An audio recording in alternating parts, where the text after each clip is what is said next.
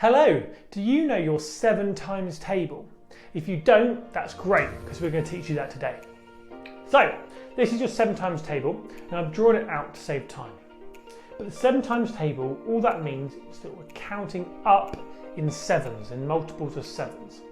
So you start with the number 7, and then 7 plus 7 goes to 14, and then it goes to 21, then 28, then 35, then it goes to 42, 49, 56, 63 and 70.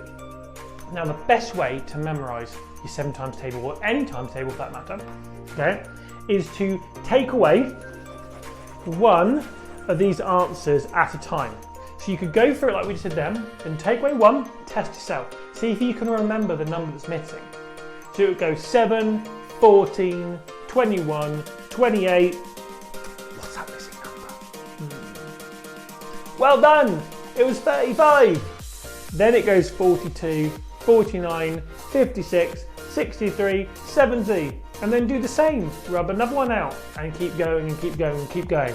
So if you try that at home, get a piece of paper, write this out. You can stop the video so you can know the answers and then go one at a time. And then you're going to memorise your 7 times table.